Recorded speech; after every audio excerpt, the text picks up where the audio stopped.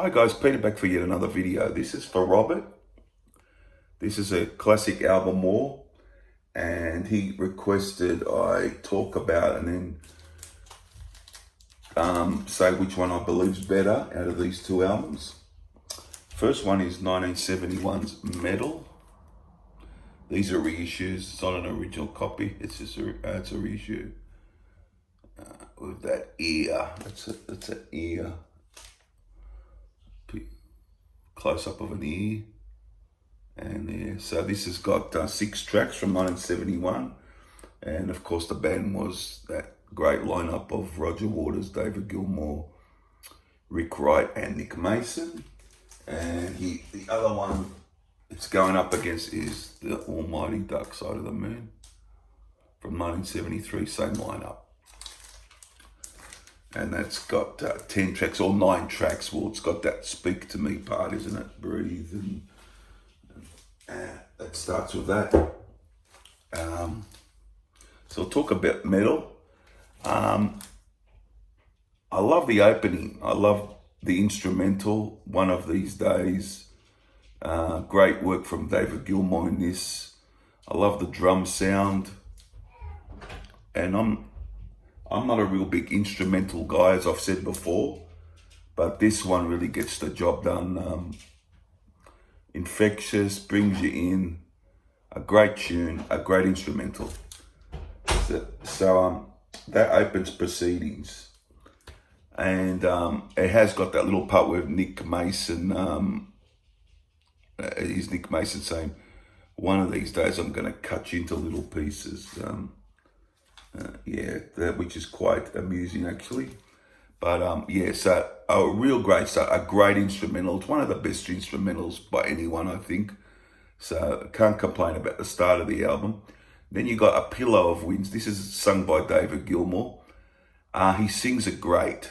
The melody is nice, but it's one of those songs for me is decent, but I can't get it into greatness for me, into that on that level.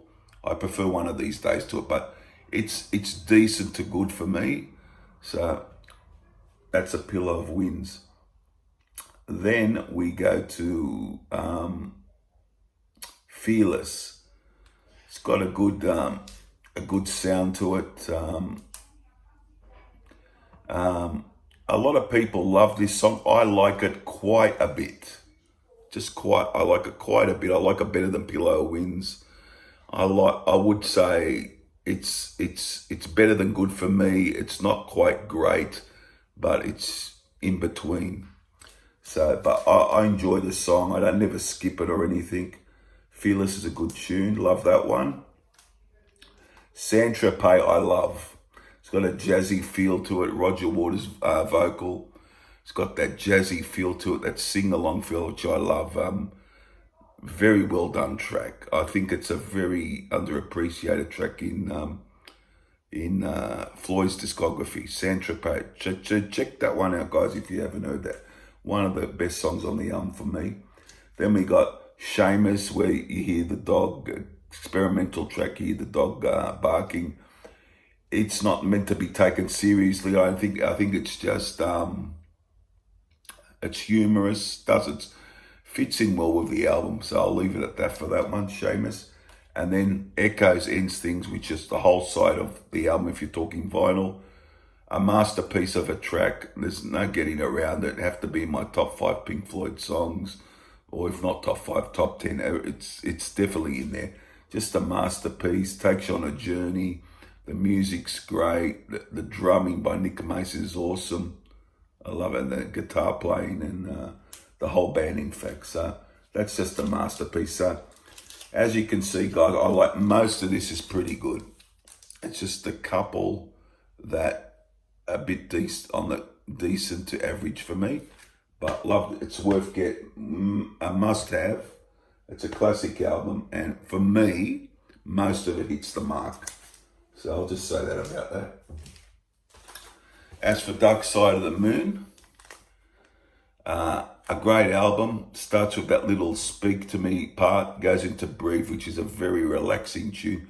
A great vocal from Gilmour. He's got such a soothing voice, as well as his great guitar playing. And he's just at his best on this track. Breathe is awesome. Love it. On the Run is a very well done atmospheric track.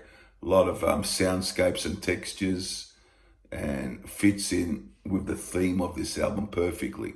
So that's On the Run. Then you got Time with the chimes coming in, the sound of the clock. One of their greatest songs. An awesome guitar solo, just a wonderful track from start to finish. And then we got The Great Gig in the Sky. I always love the music on this is awesome. The piano work, the vocal from Claire Torrey, I think there's Claire Torrey, the female vocalist, does a great job. A very out there vocal, but really good stuff. That's great. And then we go on the other side of the album, Money. Everyone knows that song. Played everywhere. Great song. Played a lot, but great song. Us and Them, great lyrically. Love the music as well. Rick Wright had a lot to do with that as well. Great stuff. The instrumental is Any Color You Like. Very psychedelic sounding. Love it though. Like it a lot. And a great finish to the album. You can't beat this finish. Brain Damage and Eclipse. Just wonderful, uplifting. You get the gloomy feeling of Brain Damage, and then it sort of uplifts a bit with Eclipse, and just that, how it goes from Brain Damage. It's just magical how it goes from Brain Damage to Eclipse. So that is a great album. That is great album, that one. And this is great, excellent album as well. But for me, it's not a hard decision. It's Dark Side of the Moon wins this one. Just flawless for me, a flawless album. I think I had Animals above this in my ranking at one point, but the only album that probably could top this is Wish You Were Here for me. That's how I feel. But it's a great Pink Floyd. Wish You Were Here is one of my personal favorite albums, but for this battle, Dark Side of the Moon wins it. There you go, Robert. I hope you enjoyed it.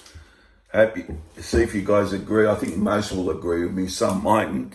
The Meddle people, but I like Meddle a real lot. I just think it's got a couple of things that, for me, just don't quite work, but most of the time hits the mark.